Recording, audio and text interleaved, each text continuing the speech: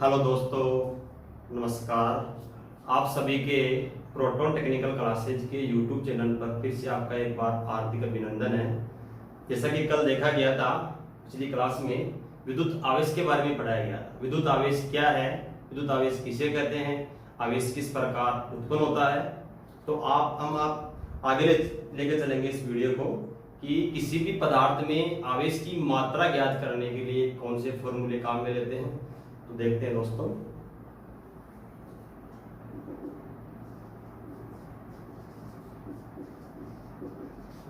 किसी पदार्थ में आवेश की मात्रा, किसी पदार्थ में आवेश की मात्रा ज्ञात करने के लिए कौन सा फॉर्मूला काम में लिया जाता है कि आप कैसे बता सकते हो कि इस वस्तु में या इस पदार्थ में कितना आवेश इकट्ठा हुआ है, कितना आवेशित वस्तु हुई है। तो उसका फॉर्मूला है Q बराबर N गुणा E। यहाँ पे दोस्तों N क्या है, यहाँ पे N है इलेक्ट्रॉन की संख्या।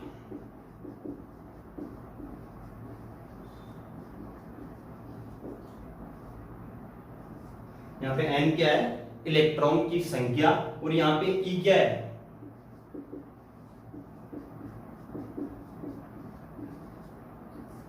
इलेक्ट्रॉन पर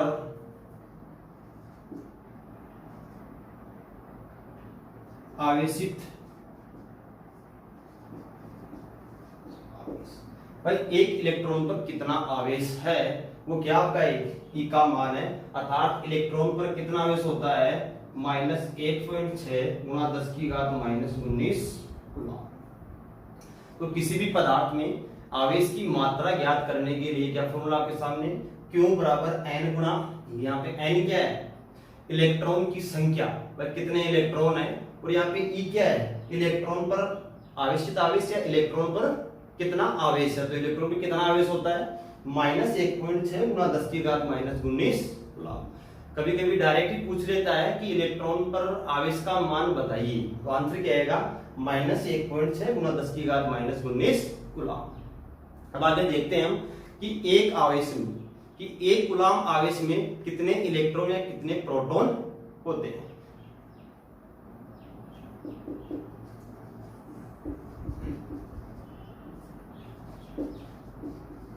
एक कूलम आवेश में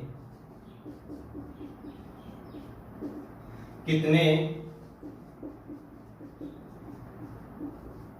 इलेक्ट्रॉन व प्रोटॉन होते हैं। क्वेश्चन क्या आपका देखो, एक कूलम आवेश में कितने इलेक्ट्रॉन व कितने प्रोटॉन होते हैं। देखो जी दोस्तों, इससे बेसिक चीज समझ में आएगी तो आप विद्युत धारा की परिभाषा या आगे आपको कठिनाई नहीं आएगी समझने में किसी भी टॉपिक को। यदि ये चीजें नहीं समझोगे आप तो आप किसी क्वेश्चन को रटते रहोगे, आंसर नहीं मिल पाएगा आपको सटीक। आराम से समझे इस चीज को। तो एक कूलम आवेश में कितने इलेक्ट्रॉन व प्रोटॉन होते हैं। अभी जस्ट ही पढ़ा है, पर किसी भी पदार्थ में आवेश की मात्रा निकालने का फॉर्मूला क्या है, Q बराबर N गुणा E। अब यहाँ पे Q का मान कितना है, यहाँ पे Q का मान कितना आपके सामने, एक कूलम। क्या है, एक कूलम मैंने दिया है। अब पूछा है कि इसमें इलेक्ट्रॉन की संख्या कितनी होगी, या बता सकते हो कि एक कूलम आवेश में कितने इलेक्ट्रॉन होते हैं। तो देखो इधर क्या था फॉर्मूला, Q बराबर N गुणा E। यहाँ पे देखो Q का मान कितना है, एक कूलम आवेश। यहाँ पे किसका मान याद करना है आपको, N। पूछा क्या मैंने, इलेक्ट्रॉन में प्रोटॉन की संख्या पूछी है कितने होते हैं, गुणा क्या करना है आपको E। अब E यहाँ पे क्या है, इलेक्ट्रॉन पर आवेश। और एक इलेक्ट्रॉन पर कितना आवेश होता है 1.6 गुणा 10 की घात -19 कूलम। तो मैं यहाँ पे क्या लिख सकता हूँ, 1.6 गुणा 10 की घात -19 कूलम लिख सकता हूँ। 1.6 गुणा 10 की घात -19 कूलम आवेश। अब इससे क्या निकल जाए आपका, N मतलब इलेक्ट्रॉन की संख्या पता लगा सकते हैं। तो देखो इधर N बराबर क्या हो जाएगा आपका 1/, इसमें इसके बाद में 1.6 गुणा 10 की घात -19 कूलम। इसको आगे सॉल्व करेंगे। n बराबर 1.6 गुणा जो ये 10 की घात माइनस 19 गुलाम है, ये कहाँ चली जाएगी, घात कहाँ चली जाएगी, ऊपर किसकी हो जाएगी, ये प्लस की गुना 10 की घात प्लस की 19 गुलाम। आगे इसको हल करेंगे हम, n बराबर, यहाँ मैं देखो 10 लिख सकता हूँ क्योंकि यहाँ पे कितनी जीरो है, 19 जीरो, तो यहाँ पे कितनी जीरो बच जाएगी आपकी, यहाँ बच जाएगी आपकी 18 बटा क्या 1.6। मैं यहाँ से क्या रखता हूँ, उसका पॉइंट तो ऊपर क्या लग जाएगी आपकी, एक और जीरो। आप इसको 4 से काट सकते हो, ये 4 से कितने कटेगा, 4 बार कितने बार कटेगा आपका 25 बार, और बार लगा उसमें देखें, 4 कट गया, ये 6.25 गुना 10 की घात 18 इलेक्ट्रॉन। लास्ट में आंसर क्या निकल गया है आपका, n बराबर 6.25 गुना 10 की घात 18 इलेक्ट्रॉन। मतलब क्या चीज समझे आप इससे कि एक कूलॉम आवेश में कितने इलेक्ट्रॉन होते हैं, तो आंसर क्या आएगा आपका 6.25 गुना 10 की घात 18 इलेक्ट्रॉन। बात करूं प्रोटॉन की, तो यहाँ पे आवेश का मान क्या हो जाएगा, यहाँ पे किस में आ रहा है, देखो इलेक्ट्रॉन पे कितना आवेश आपका 1.6 गुना 10 की घात माइनस 19 कूलॉम। यदि बात करूं मैं प्रोटॉन पे, तो उस पे आवेश कितना होता है 1.6 गुना 10 की घात 19 कूलॉम आवेश। फर्क किसका है, ये आपका ऋणात्मक आवेश, ये किसका आपका धनात्मक आवेश है। इनको आप बेसिक से पढ़ेंगे नेक्स्ट वीडियो में, लेकिन देख लो एक बार, इलेक्ट्रॉन कितना आवेश होता है माइनस 1.6 गुना 10 की घात माइनस 19 कूलॉम, प्रोटॉन पे होता है 1.6 गुना 10 की घात माइनस 19 कूलॉम। और यही कारण है कि एक वस्तु या पदार्थ सामान्य अवस्था में उदासीन रहता है, क्यों, क्योंकि उसमें प्रोटॉन और इलेक्ट्रॉन दोनों का आवेश क्या होता है, बराबर होता है, आपस में क्या होते हैं, विपरीत होते हैं, तो पदार्थ क्या होगा आपका उदासीन कहलाता है। ये चीज समझ में दोस्तों, तो समझाइए, बहुत काम आएगा 6.25 गुना 10 की घात 18 इलेक्ट्रॉन। अब आगे देखते हैं इसको, से में समझो किस चीज को आपको,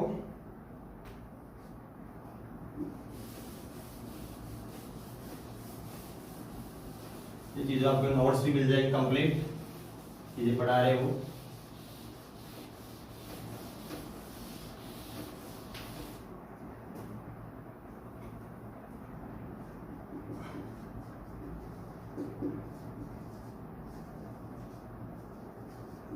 इलेक्ट्रिकल करंट थोड़ा सा देखते हैं बेसिक से। विद्युत धारा, विद्युत धारा किसे कहते हैं,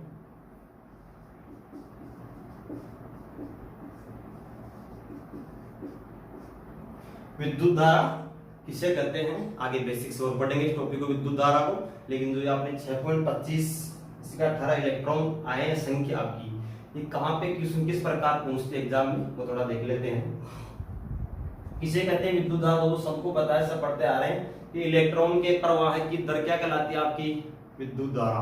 मतलब किसी भी कंडक्टर में यदि आपके इलेक्ट्रॉन बह रहे हैं, इलेक्ट्रॉन चल रहे हैं, तो उसे क्या बोलोगे आप कि उसमें क्या बह रही है, विद्युत धारा बह रही है। जैसे मान लो कि आपका एक कंडक्टर है मेरे सामने,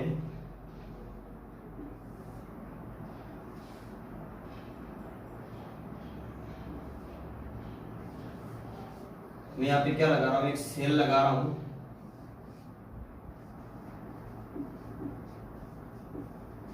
एक कंडक्टर है आपके सामने, एक चालक तार है, और इस चालक तार की एक तो एसी राह, एक कौन सी राह पाएगी, बीसी राह। आप क्या कर रहे हो, यहां से एक दे रहे हो सेल के द्वारा एक ईएमएफ का स्रोत, इसकी फुल फॉर्म क्या है, इलेक्ट्रोमोटिव फोर्स, अर्थात ये वोल्टेज बोल सकता हूं या ईएमएफ बोल सकता हूं, ये एक तरह से क्या है, एक दबाव है। क्या ये दबाव है। जब भी आप इसको सेल या बैटरी से जोड़ोगे एक आपके कंडक्टर को, तो इस कंडक्टर में ऑलरेडी पहले से क्या है, आपके इलेक्ट्रॉन भी है और आपके क्या है, प्रोटॉन भी है। लेकिन ये सामान्य अवस्था में क्या रहता है, उदासीन रहता है। जैसे ही आपने इस पे सप्लाई आरोपित की, ईएमएफ लगाया बैटरी के सिरे द्वारा, तो इसमें क्या होते हैं, ये दाब है, एक तरह का क्या है, ये कोई प्रेशर है। ये प्रेशर क्या करेगा, इस कंडक्टर में जो आपका इलेक्ट्रॉन है उसको क्या करेगा, धक्का देगा। क्या करेगा, धक्का देगा। तो आपका इलेक्ट्रॉन क्या होगा, एक स्थान से दूसरे स्थान की ओर गतिमान होगा। क्या होगा, एक स्थान से दूसरे स्थान की ओर गतिमान होगा। और परिभाषा भी क्या है कि इलेक्ट्रॉन के बहने की दर, या इलेक्ट्रॉन चल रहे हैं तो बता सकते हैं कि आपकी धारा बह रही है। अब ये कारण ये आता है कि इसमें सर इलेक्ट्रॉन ही क्यों बहते हैं? भाई आवेश तो प्रोटॉन भी है ना, ये भी बह सकता है। भाई इलेक्ट्रॉन ही, जैसे आप फोर्स दे रहे हो तो इलेक्ट्रॉन ही क्यों चलता है ए सिरे से बी सिरे की ओर, कभी प्रोटॉन क्यों नहीं चलता? ये भी चीज हम आगे पढ़ेंगे, बेसिक से थोड़ा देख लेते हैं एक बार। परिभाषा क्या पढ़ी आपने विद्युत धारा की? इलेक्ट्रॉन प्रवाह की दर क्या कहलाती है आपकी? विद्युत धारा। या इलेक्ट्रॉन के बहने का मार्ग क्या कहलाता है आपकी? विद्युत धारा।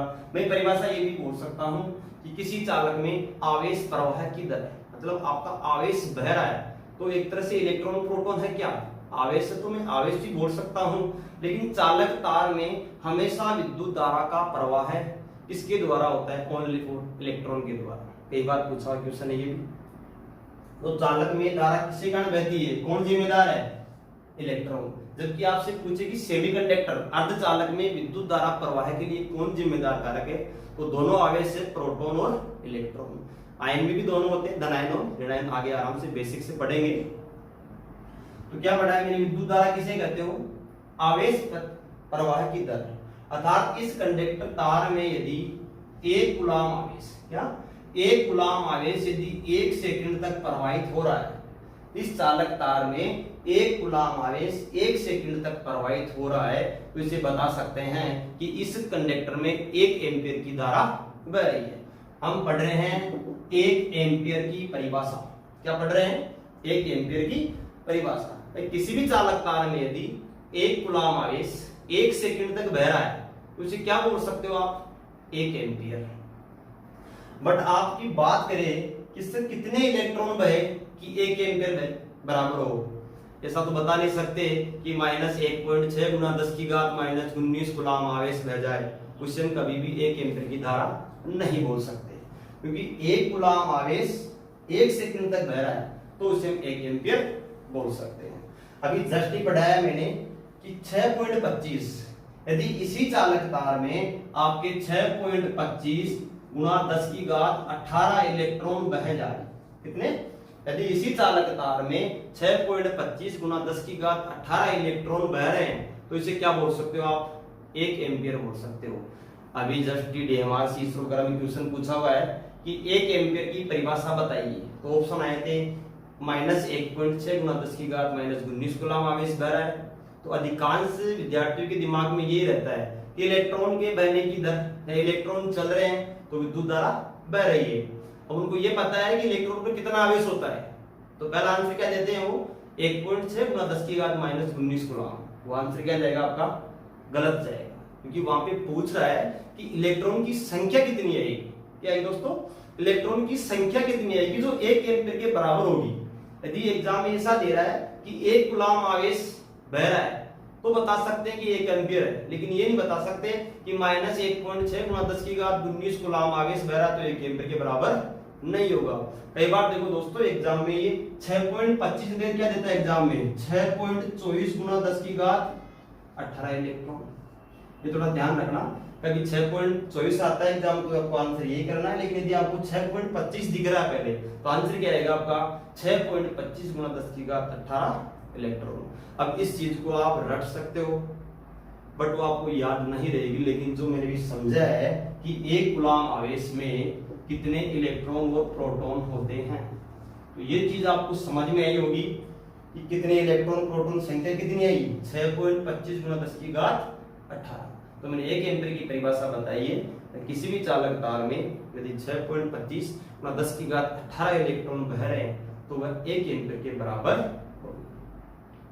दोस्तों नेक्स्ट वीडियो में आगे पढ़ेंगे कि आवेश कितने प्रकार के होते हैं। सबसे पहले आवेश का आविष्कार किसने किया, किसने बताया, सब चीजें बेसिक से लेके चलेंगे हर वीडियो में।